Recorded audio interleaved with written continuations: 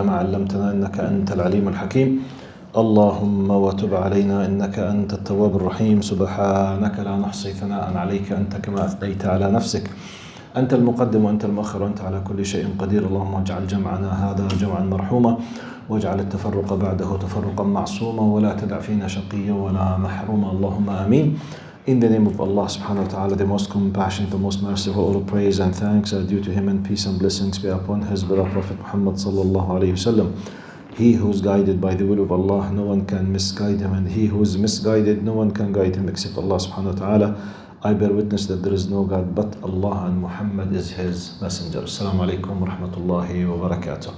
Today is our third part in the story of AlIfk, the great lie against Aisha radiyallahu anha. As you know, we reached to the point where Prophet Muhammad sallallahu alayhi wasallam, just to remind you quickly, Aisha, for a full month, Prophet Muhammad sallallahu alayhi wasallam was in a very difficult situation because the accusation was very high. The head of the Munafiqeen, Abdullah ibn Ubay ibn Salul, was taking the matter as a golden opportunity seriously, spreading this in a great, let's say, speed. Some of the Muslims, they fall into the trap, unfortunately, and it was like a chaos inside the society or inside the Islamic world at that time, because Islamic world literally was Al-Medina. So the whole Al-Medina.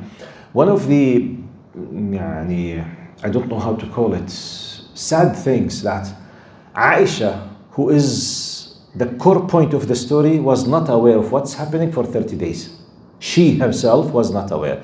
Because by the will of Allah, when Allah permitted this to happen, allowed this to happen, because nothing happened against the will of Allah subhanahu wa ta'ala. Allah allows, but He's not satisfied. As always we say about the qada wal qadar, Allah subhanahu wa ta'ala allows, yasmah, yasha, okay? His will permits. ولكن لا يرضى. What is the evidence? ولا يرضى لعباده الكفر. Allah does not accept and He's not satisfied.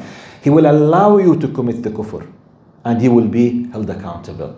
He will allow you, He will give you the permission, okay, under His mashi'ah, His wish, His will, but you will be held accountable because you have the will power. Because some people say, okay, why did Allah? No, nothing against the will of Allah. Allah knew it. But don't compare ourselves with Allah subhanahu wa ta'ala. Allah knows what we call the ghaib. It's not ghaib for Allah, but for us it is ghaib. And Allah subhanahu wa ta'ala, from His attributes and His names, Al-Hakim. So Allah subhanahu wa ta'ala, when He allows this, He wants to achieve some hikmah. One of the greatest hikmah, as I always keep telling you, from the story, Allah knows in the future that there is a wicked group will be attributed to the Muslim Ummah, will accuse Aisha and will attack Aisha and will speak about the Sahaba and about Ird Muhammad sallallahu alayhi wasallam. So as if one of the great wisdoms of purification of the reputation of Aisha to be fixed in the Quran, so that any filthy, dirty group of people will speak about the honor of Aisha will commit kufr. Now anyone speak about Aisha that he did such and such, immediately he's considered kafir. Outside the fold of Islam. Subhanallah. Allah knows. Allah knows that some people will claim that they are Muslims and they will do this. Subhanallah. It's one of the wisdoms, okay? And we have the great wisdoms. We will have it when we come to the 10 ayat of Surah An-Nur. But I'm still chronologically, historically going with the narration itself. Aisha is the narrator. She said what happened. She described the incident itself, radiyallahu anha. What happened when they were coming to Al-Medina. It happened that when she lost her necklace, she was searching for it. When she came, what happened, the whole story, and she was looking for it. It was dark at night. She kept waiting. They did not notice, neither Muhammad sallallahu alaihi wasallam or the people who were al-Raht, those group of men who were in charge of taking this kind of chamber that she was sitting al-Hawdaj in it. And it happened by the will of Allah subhanahu wa ta'ala. No one had any kind of bad intention, but it happened. So there are great lessons in this. And we will have the lessons from the Quran later. But now, historically, they started to talk about her reputation. We have no idea. Allah knows who has, why. And Allah, to make it by his wisdom very, let's say, amazing, let's say, wisdom of Allah, Allah stopped the revelation for 30 days. And we need to keep focusing on this. How when Allah subhanahu wa ta'ala try to put yourself in the place of Muhammad sallallahu alaihi wasallam and the Sahaba and Aisha at that time.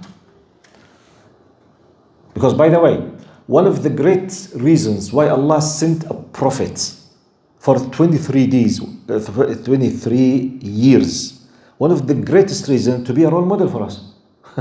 He's not here for entertainment. So that's because one of the greatest, let's say, pillars of existence is al-ibtila. Because Allah said it clearly, الذي خلق الموت والحياة ليبلوكم. Much greater even the existence of Muhammad sallallahu alaihi wasallam. Maut wal hayat, the whole. Allah created death and life so that He will put you into trial. So trial and test is a basic pillar of our existence. This is an example of test. Happened directly with the most important of the creation, Muhammad sallallahu alaihi wasallam. As a husband now, with one of the most serious, sensitive issues in our life, the honor, the reputation, السمعة والشرف. One of the top. Okay? So that in case someone faced something serious in his life, no one can dare to say, okay, prophets, they were supported by Allah, great Sahaba, Prophet Muhammad ﷺ was with them. Many of them, by the way, they lost their sight before death. Many of them, one of the great ulama, they passed away after a long history with diseases and sickness. Many of them. So none of them was saved from the ibtila. Umar radiallahu anhu was killed. Ali radiallahu anhu was killed. Uthman radiallahu anhu was killed. You know, Abu Lulu al-Majusi, when he killed Umar, he stayed for 3 days. The liquids of his stomach was coming out of his body with the blood. Which means, you know, the knife, it up to the inside the stomach. At that time, they did not have what we have of the advanced medicine. He kept bleeding everything, and he knew that he will die. He started to give his wasiyah, his will, and Uthman radiallahu anhu. They attacked him in his house and they killed him. And his blood was, I'm just giving an idea about the idea of trial and test.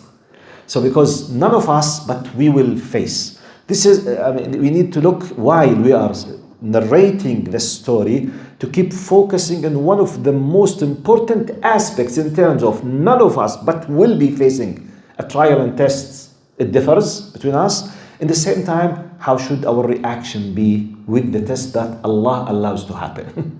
As long as it's not a punishment. Aisha here was not punished. She was in a big test for the benefit of the ummah, which is legislation.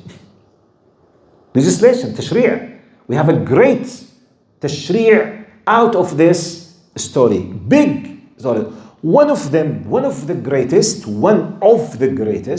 out of maybe tens. As I told you, Imam Nawawi and Ibn Hajar al-Asqalani, I think both maybe they counted about 80 or 82 legislative benefit from this story. 82 hukum shar'i. One of them, just one of them, how ethically and legally we should deal with our wives and daughters when they are accused without evidence.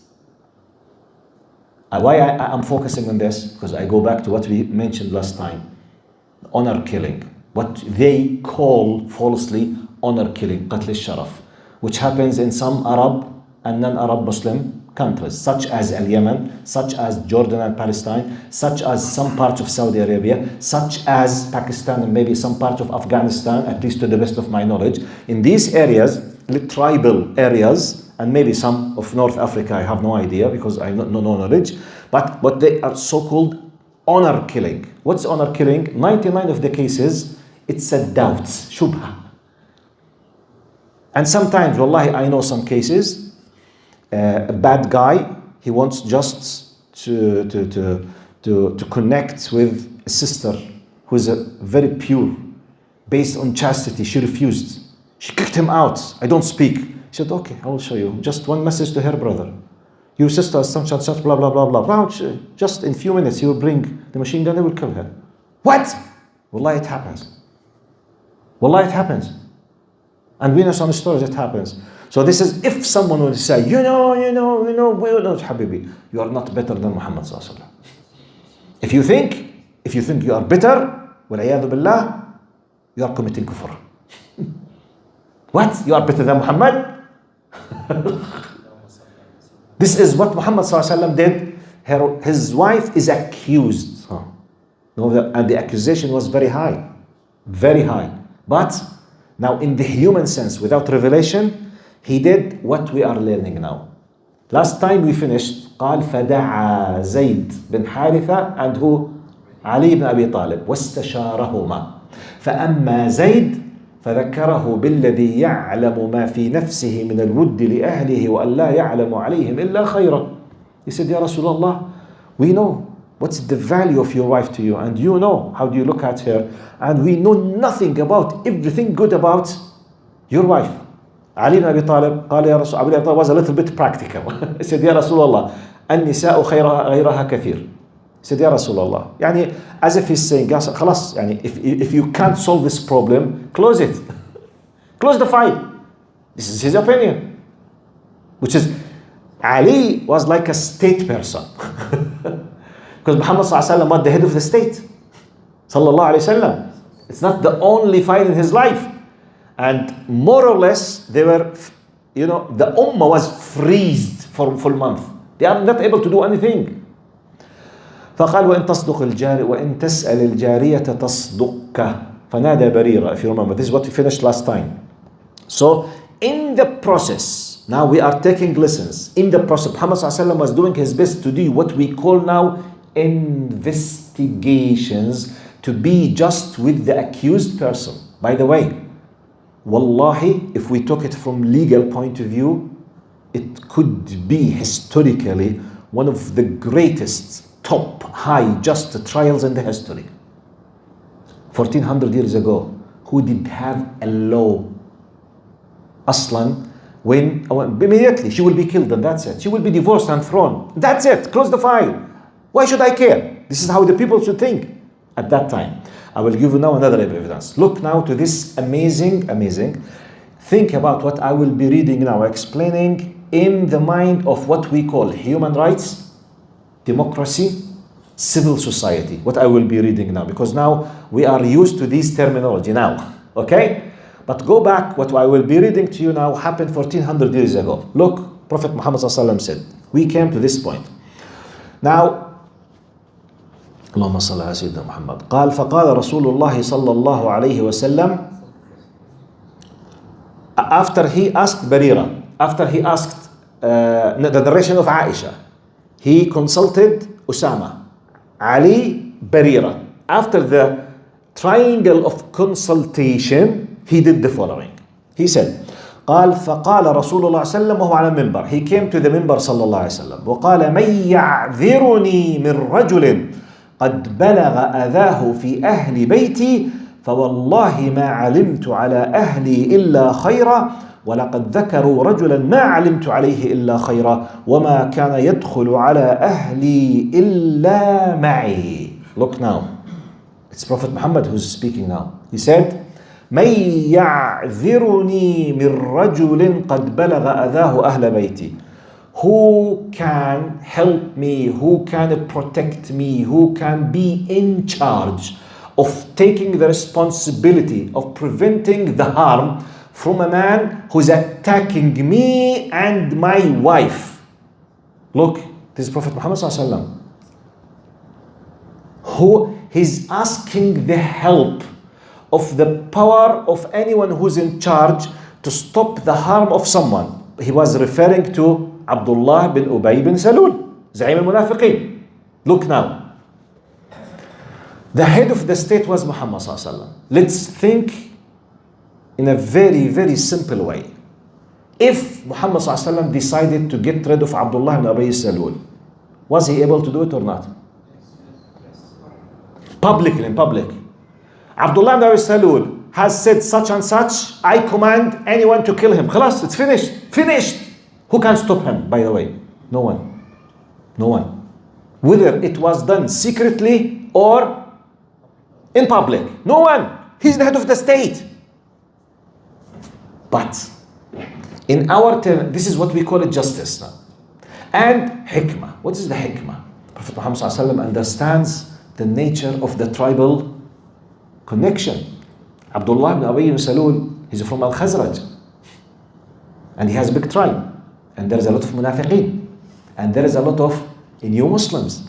There's a lot of people who are naive. There's a lot of lay people.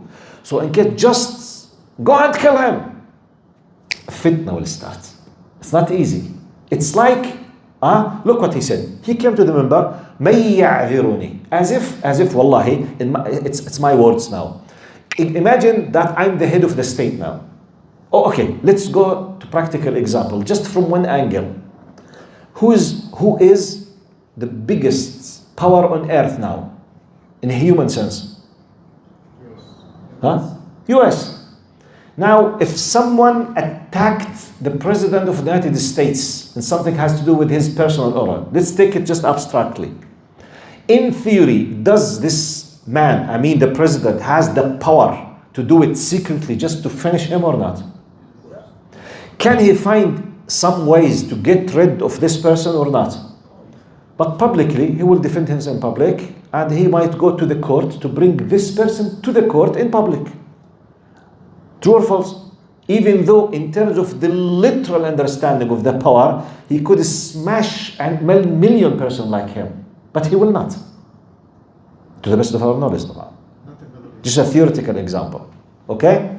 Theoretical example, just to make it simple for you. Just because we need a tangible asset to make the analogy now, okay?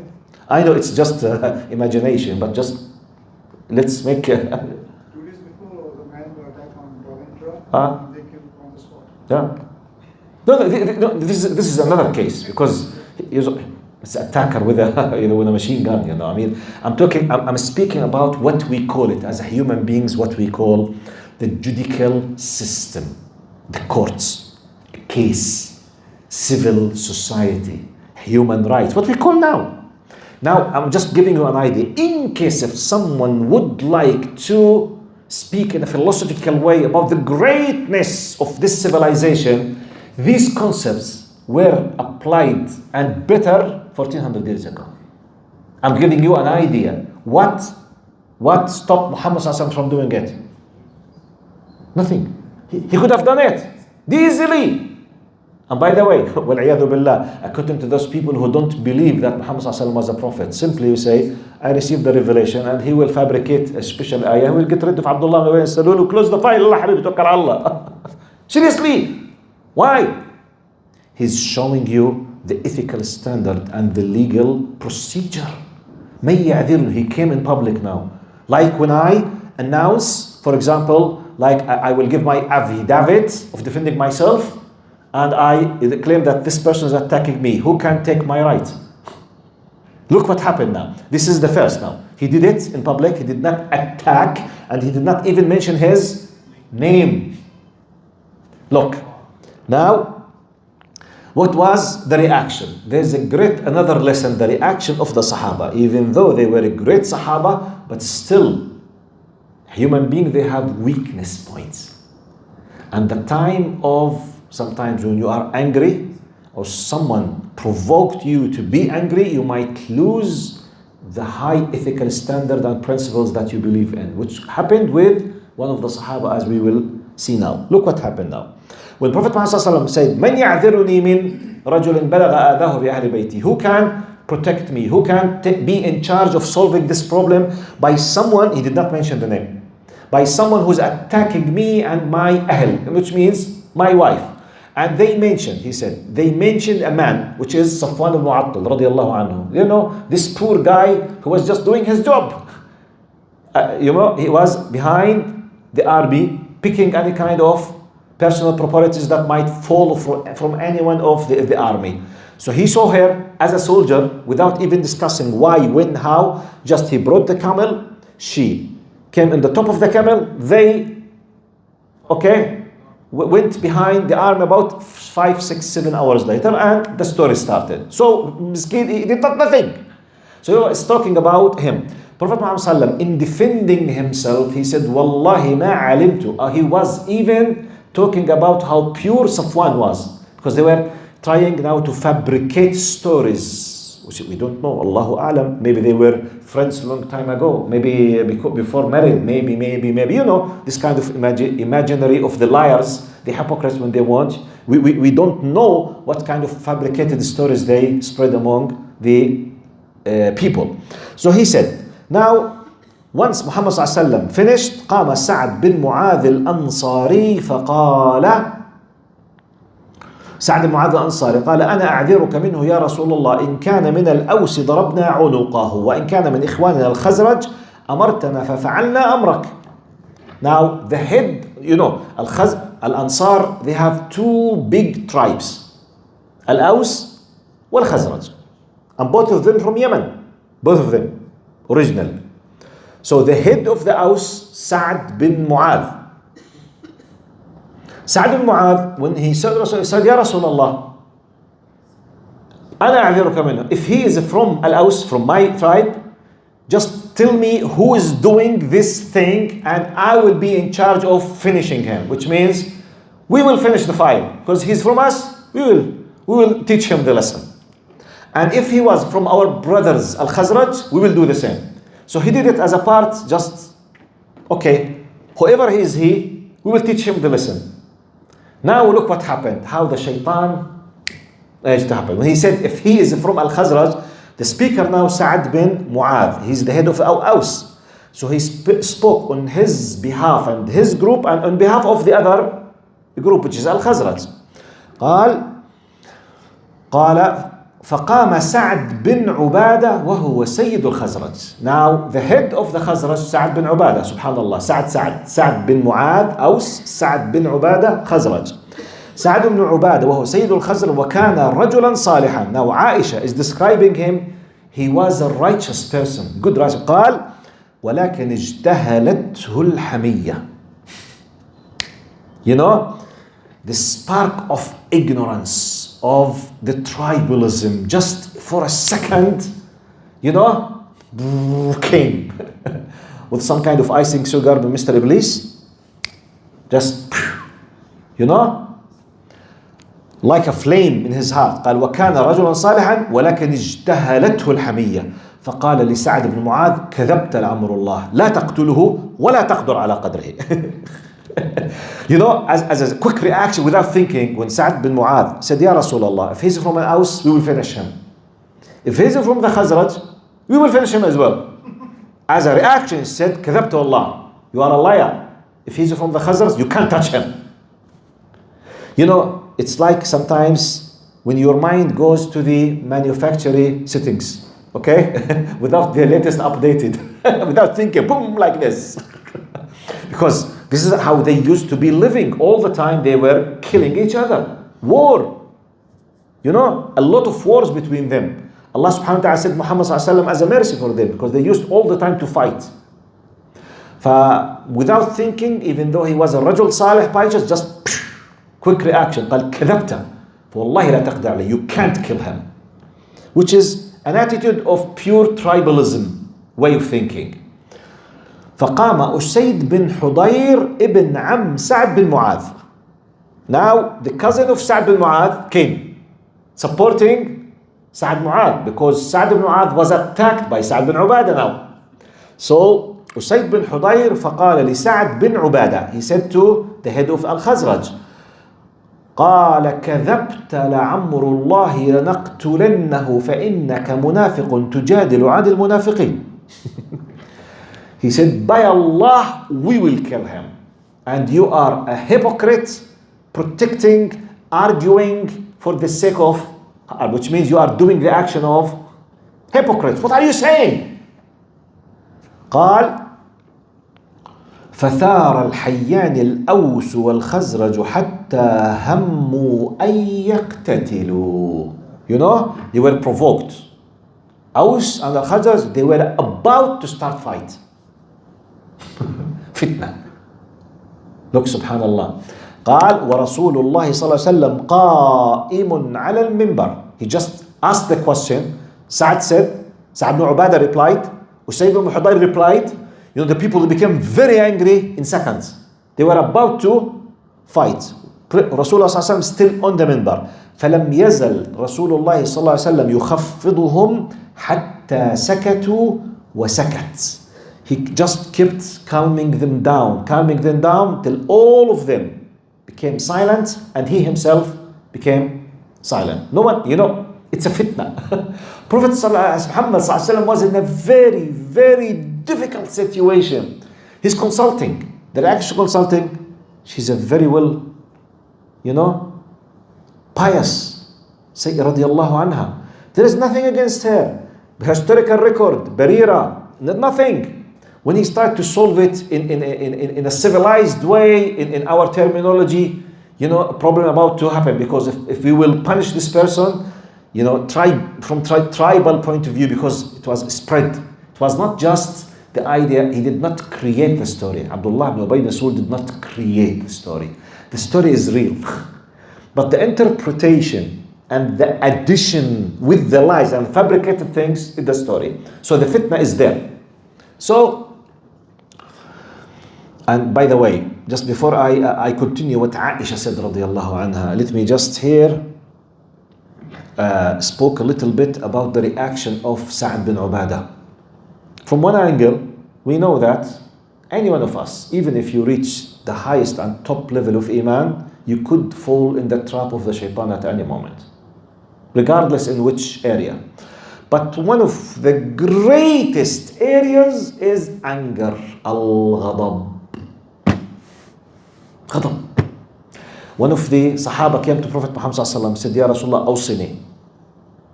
Give me advice, Ya Rasulullah. قال لا تغضب. Don't be angry. قال what's next? قال لا تغضب. But what's next? قال لا تغضب. 3 times. As if it's the only thing. If you controlled it. Here comes the question. But Ya Sheikh, anger is not something that I control. It just comes. I know. But you can control the outcome after the anger. Let's differentiate between 2 files. The feeling and the reaction. Okay? And if I want to philosophize it a little bit more, the attitude, what makes you feel angry, can be controlled, I mean, the value of the things, because you used to think that this thing, you have to be angry because this is a big thing.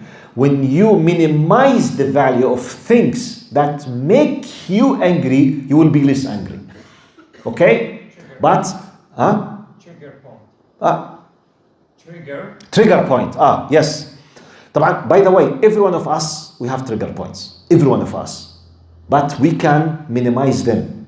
We can minimize them. Some people, they are very sensitive. They become angry for anything on earth.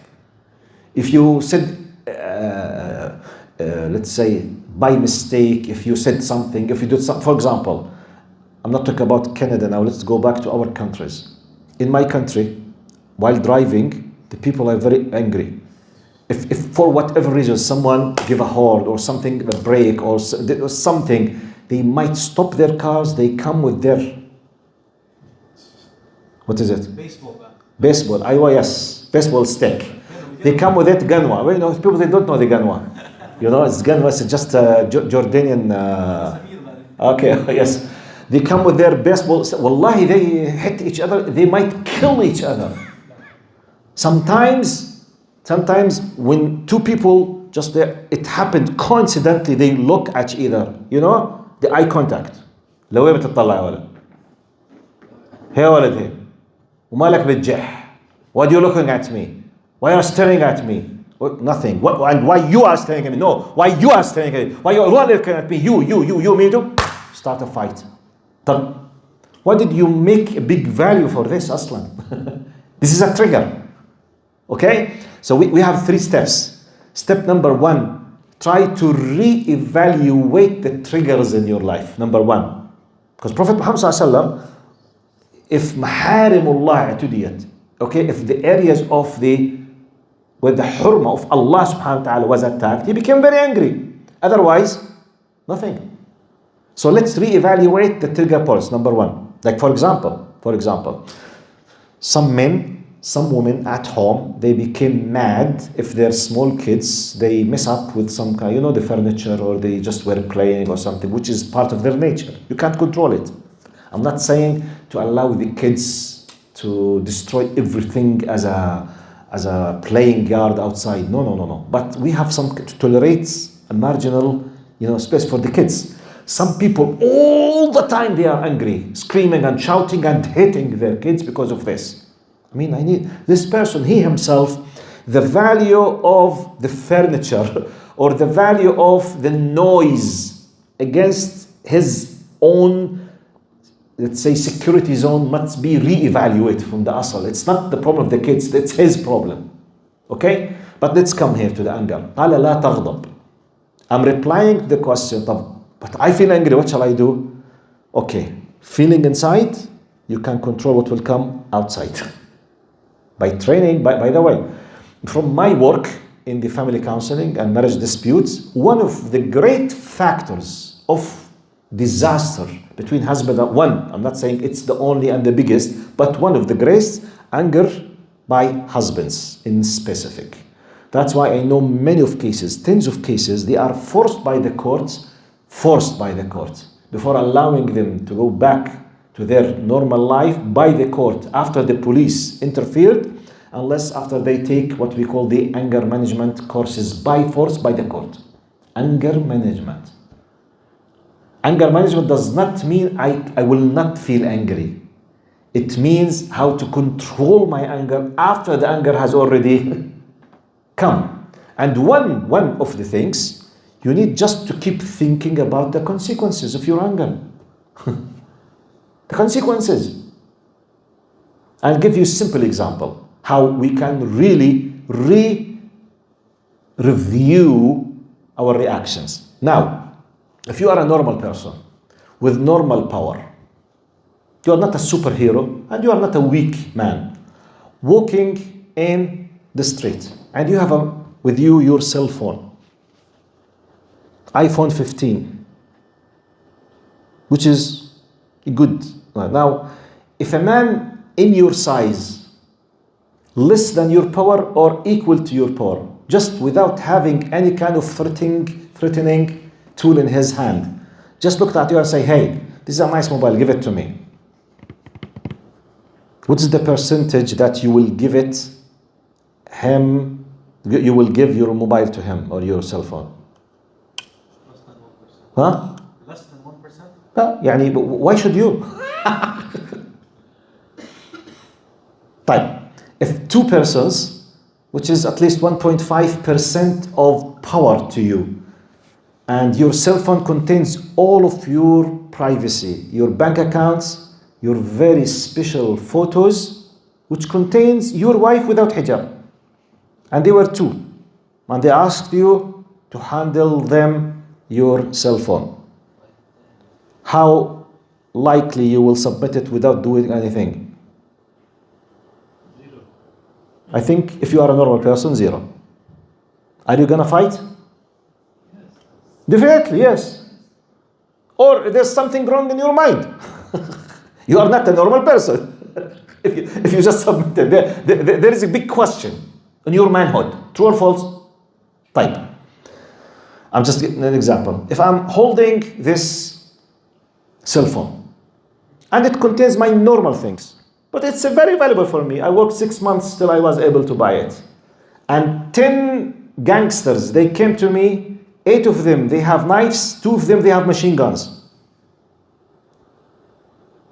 And they put the knives in my neck and they put the machine guns in my head. See, if you do not give us your mobile, simply you are finished. And we will count to 3. 1, 2, how likely you will submit it without uttering a single word? I'll fight. Huh? Shaheed for a mobile, just He's fighting against but I got you, still it does not contain any valuable things. But it's the mobile itself, it costs, for example, $1,500.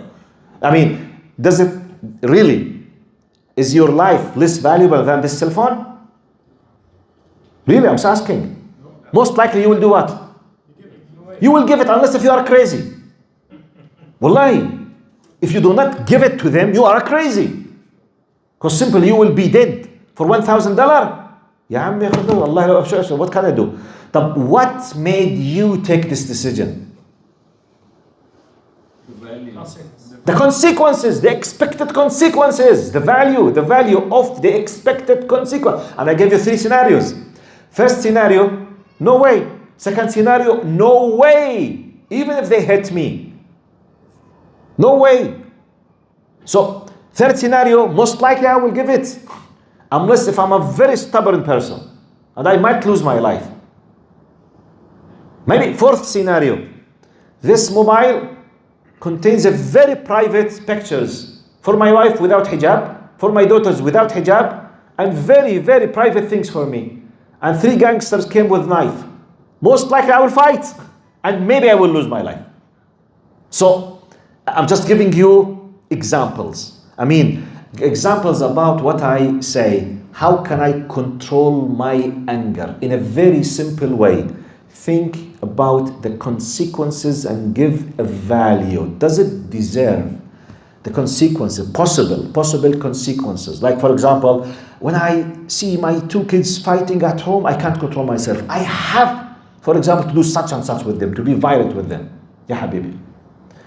Can't you find? No, I can't control myself. They have accepted as me, I'm their father. Type consequences. They will leave the house. I don't care. نعم حبيبي. May I ask you, hello, excuse me, Mr. Immigrant, why you are here? Said, well, I have to take care of my kids and to have a good future for my family. Really? And you are hitting them, and you will cause them to go to the street. You are claiming you are here in this country just to take care of your kids. So what's the point? Please rethink about what? The value. By giving the value, number 1. Number 2, thinking about possible consequences, you can control your anger. This is one of the ways. I'm not expert in this, but I'm giving you just one of the ways. Look, Sa'd ibn Ubadah, just because he left himself and was controlled by his anger, he was about to commit one of the greatest crimes. He was accused of being a munafiq. And if, by the will of Allah subhanahu wa ta'ala, Prophet Muhammad sallallahu alaihi wasallam was not between them, calm them down, maybe they could have fought, and some of them might have lost their lives because of the anger of Sa'd ibn Ubadah radiyallahu anhu. طيب. Now Aisha continues. She says, قالت وبكيت يومي ذلك لا يرقأ لي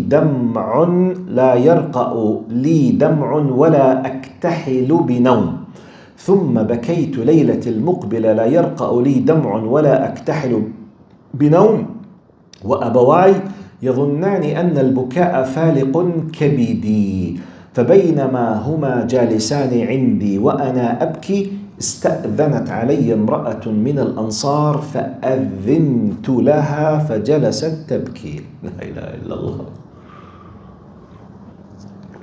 Now what happened? رضي الله عنها. She said, since that day, next day, all the time I was crying. قال tell my parents قال ظنوا أن ذلك فلق كبدي. So my parents thought that I'm about to die because of the crying. Because what can I do? Prophet Muhammad ﷺ was not able to do anything. قال while I was in that situation, one of the ladies from the Ansar, she asked her permission to come to support me, and she came to me and just sat next to me and started crying. She did nothing but crying. And wallahi, while I was preparing this, I remembered something. Now, when you give what we call the solace, the support, the spiritual support, the psychological, emotional support, it's not something easy. Look, she mentioned her. She came and just cried. Did she discuss? No. Did she ask? No. Did she? No, nothing. Just cried. Aisha was crying. She cried with her. This reminds me with a story I read about 10 years ago, about something happened maybe 10 years or 5 years before. The story happened at least 15 plus or 20 years before the revolution of the social media. Before, there was like a competition in the United States. I forgot in which state or it was. They said, I read it. مسابقة في America. It was like a competition in some of the TV channels. The competition, they wanted just to see which story of a child will win as the first prize because it's an amazing story. The people, they were asked to send their stories. Story, for example, my son did such and such, my daughter did such and such. Then the people will vote which was the most and best powerful story of a child that did something. This is the competition like this on the United States level. So the story that won number one, it was simply the following. It says that an American family, they have I think the child, he was 4 years old, which is very small. Their neighbor, they were just husband and a wife, they were elderly, I think 80 plus, living alone, like many, white, Westerners. They live alone. Most likely either they don't have kids or kids they don't love as extended live with them. So they're living alone. The wife passed away. So in the day of burying the wife, this 80-year-old man, after he finished, the burying at the cemetery, he came very sad because, they don't have this kind of condolence and the aza and all of this thing. He just buried here, returned back home. So he was sitting on the front, balcony, crying. Now, most of the houses, like United States, like our houses here, they don't have fences. It's just open area. So he was sitting next to the family which wrote the story of the child of 4 years. He saw that man crying. So he just walked to him and he managed to sit in his lap and he started crying with him. That's it. Just start crying.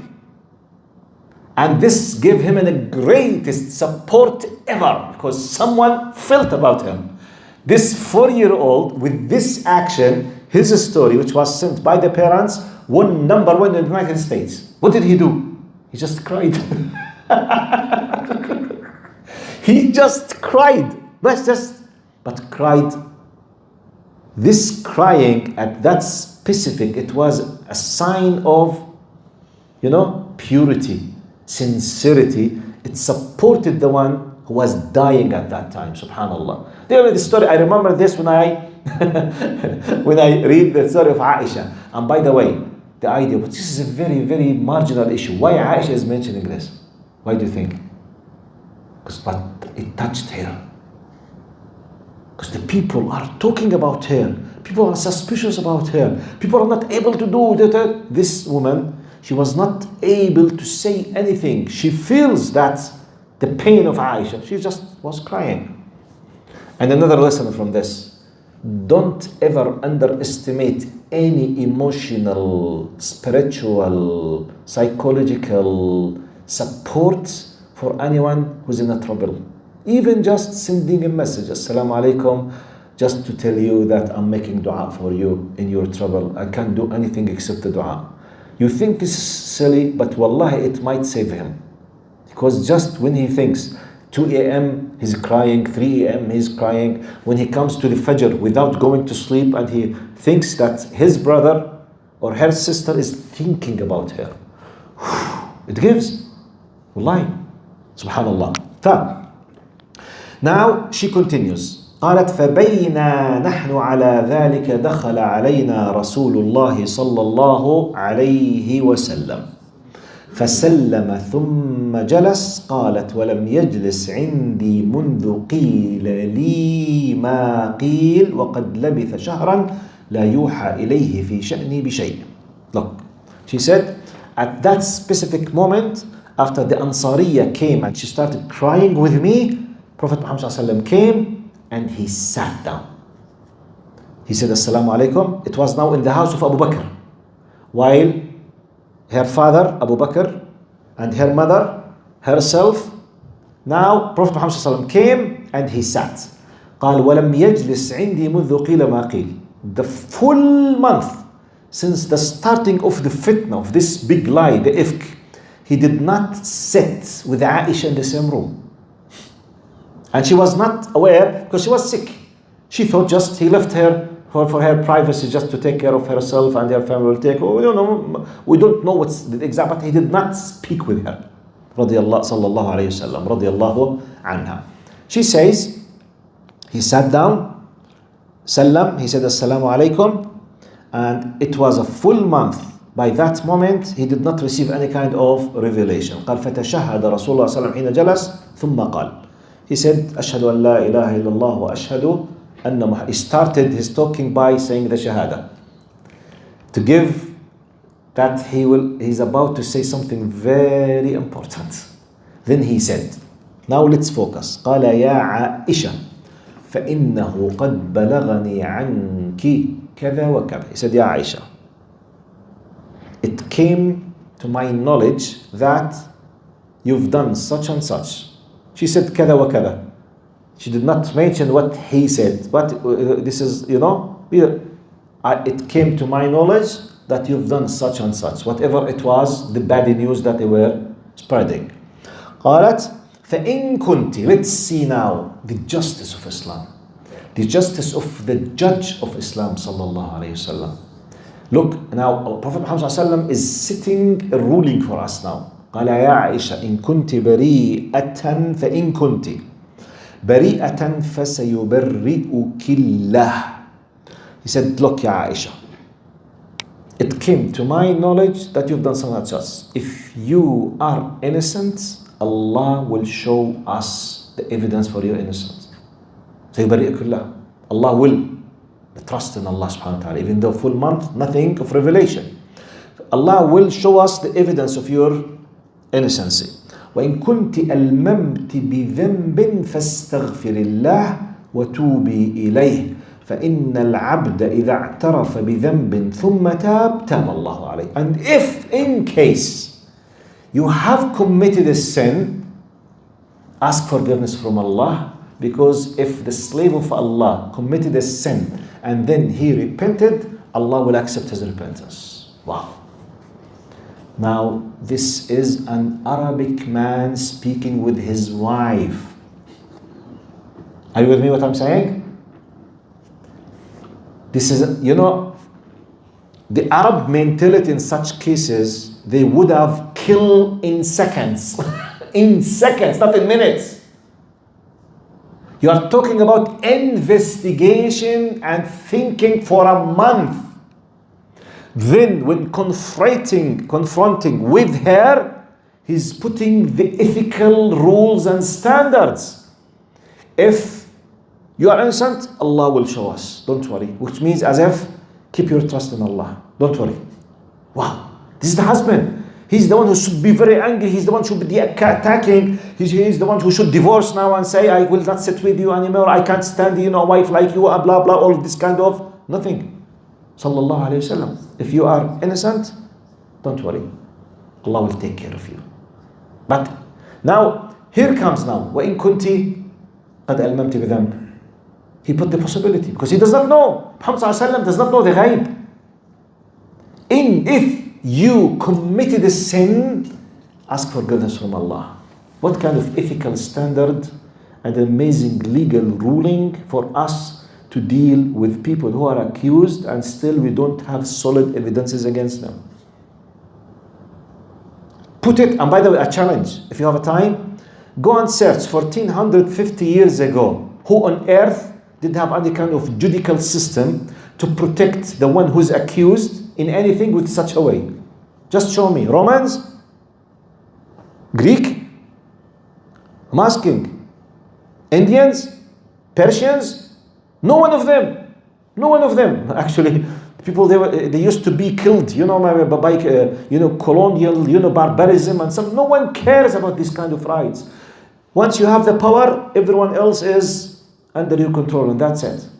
This gives you, whatever. Use the Islamic terminology, justice, okay, if you wish. Or if you wish, use the modern terminology, human rights, okay, judicial system, okay, use it. Modern society, civil society, whatever, use it. Any terminology. The core point is the same. We used to have the best and still we have the best. But Still, unfortunately, the people, they are not aware of what you have. Now, what we have.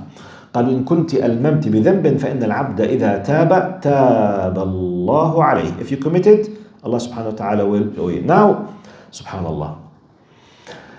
The big two messages from this: the beautiful ethics of Prophet Muhammad sallallahu alaihi wasallam, the high standard of ethical, and as I told you, as I started the beginning of my talk today, what is so-called honor killing. No. This is a big lie. I guess it has nothing to do with honor. If there's an accusation against a woman, there should be an investigation. Okay, if this is something proved, divorce. Khalas, that's it. No problem. But you have no right to kill. It's haram. It's completely prohibited. By the way, even if she committed, you have no right to kill. Even if she committed, you have no right to kill. وَالْعِيَاذُ بِاللَّهِ. So some people, unfortunately, they call it in some Arab countries. Sorry.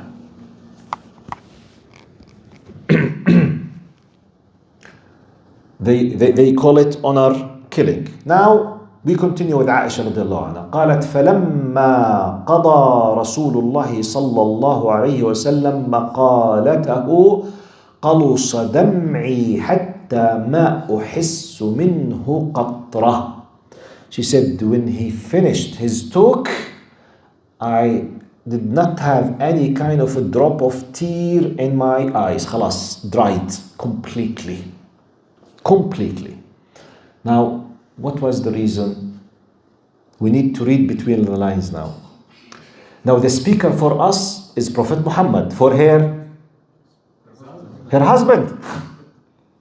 Be careful. Let's dive into the psychological aspect now.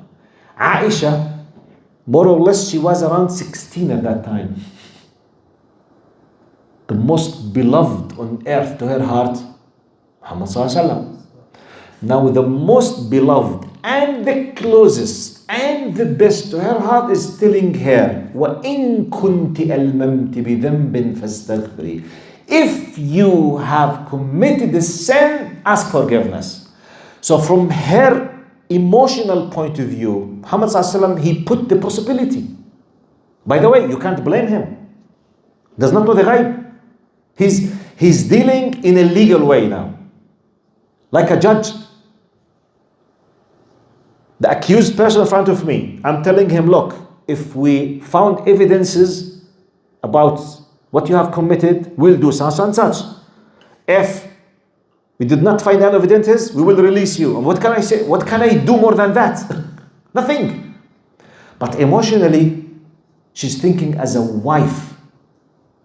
Now she's in a very difficult situation. Now the most important person that she would love him to support her in full blindly is her husband. So when he said, Ya Aisha, in kunti, if you committed a sin, definitely, she was touched by her heart. So therefore she said, قَلُصَ دَمْعِي. Say, خلاص, no tears to cry. Then what she said, فقلت لأبي أجب عني رسول الله فيما قال. She looked at Abu Bakr. She said, my father, please answer him. Because he's saying, إن كنت ألممتِ, if you committed a sin. So he's putting the possibility. Now she's discussing as a wife with a husband in front of the father-in-law. We need to understand this. Because some wicked people, say, no, how she speaking with Rasulullah? No, she speaking with her husband now. It's a family issue. Okay, it's a what? Family issue. And this is, by the way, very normal. Just a pause. Rasulullah sallallahu alaihi wasallam in another hadith, he used to say, Ya Aisha, wallahi inni la adri mata takunina radiyatan anni wa mata takunina ghadba. What? He said, Ya Aisha. Aisha, she did not know that Muhammad sallallahu alaihi wasallam caught her and understanding some kind of emotional, psychological things that happens inside her as a wife, as a woman.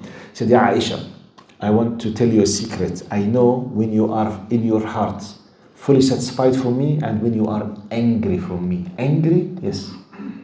Because sometimes she might not be satisfied that he went to another wife. And it happened. Sometimes she used to chase him at night, going to a baqi' to pray to the Sahaba who passed away and she thought that he left her to another wife. And it happened.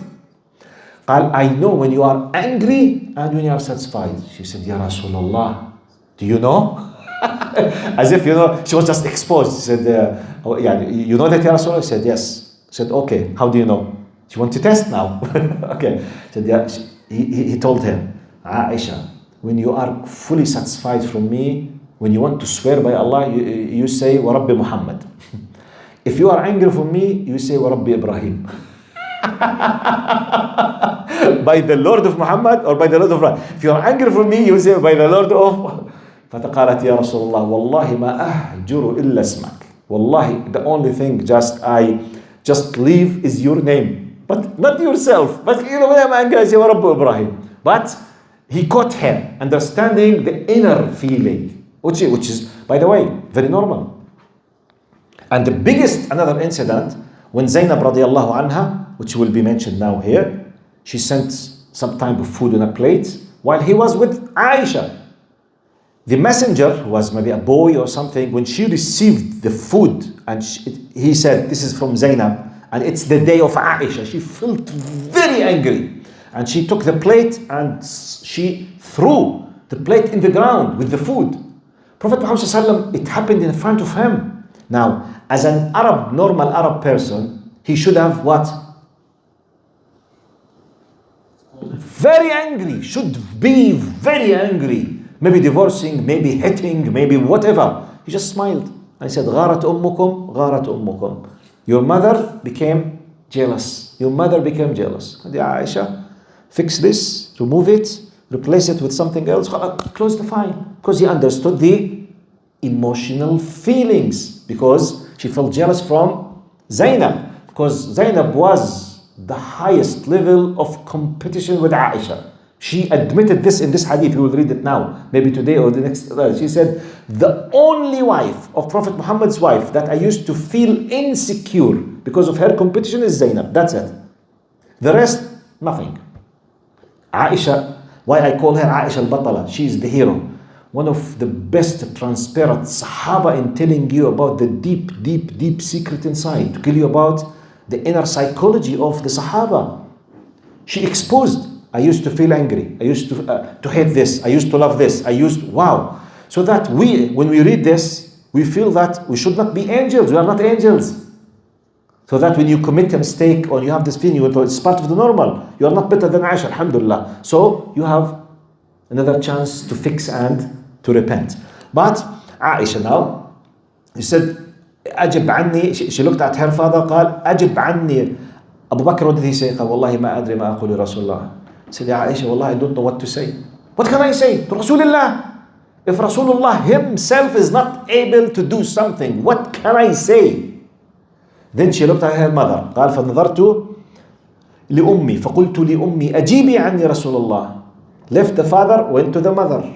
My mother, Mama, please say something to Rasulullah. She said, والله ما أدري ما قال رسول الله. She said, the same answer. I don't know what to say. I don't know. That's just to see how difficult her situation was. Husband, father, mother, society. Which means everyone on earth. It's not easy. Everyone on earth, and something has to do with your reputation, your honor. And no one is believing you. And even those who feel that you are innocent, they have no evidence, no power, no tool, no means, no ways to support you. Simply either they cry with you or simply they keep silent because they don't know what to say. If Rasulullah ﷺ does not know what to say or what to do.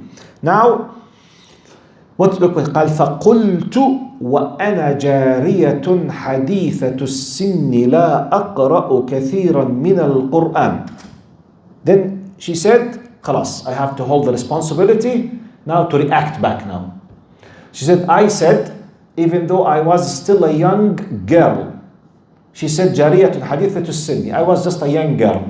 Up to our knowledge in the historical thing, she was around, because this happened, when he married her, she was 9+. This happened between 5th and 6th in Hijrah. She was around 15 and a half. She was in the mid of 16 years, more or less, by months. radiallahu anha. She said, I was a young still girl. I don't read a lot of Quran, which means I don't know a lot of the Quran. I don't memorize a lot of the Quran. Subhanallah, this is another message. What? Yes. She was not memorizing most of the Quran at that time. Still, the Quran was still, coming. And she was not able still to grasp all the Quran. Now she said, إني والله لقد عرفت أنكم قد سمعتم بهذا حتى استقر في نفوسكم وصدقتم به. Now she is addressing Prophet Muhammad ﷺ and her father and her mother. She said, I know by Allah that you have heard this accusation, and this accusation has settled down in yourselves and you believe in it. As if she's addressing what happens with the human psychology normally. When you see, for example, normally, if there is someone who accused of something and everyone is speaking about this, you will tend normally to accept it, because we say, okay, as we say in our slang language, ما في دخان بدون نار. There is no smoke if there is not a fire, which means there is something. As if she understands this kind of deep psychology of them. You say, I know that you have heard it and it was settled down as if it's fixed in yourselves and you believed in it. فإن قلت لكم إني بريئة والله يعلم أني بريئة لا تصدقونني. If I said that I'm innocent and Allah knows that I'm innocent, you will not believe me. Alhamdulillah. ولئن اعترفت لكم بأمر والله يعلم أني بريئة لا تصدقونني. Even if I admitted something I have not done it, you will believe me.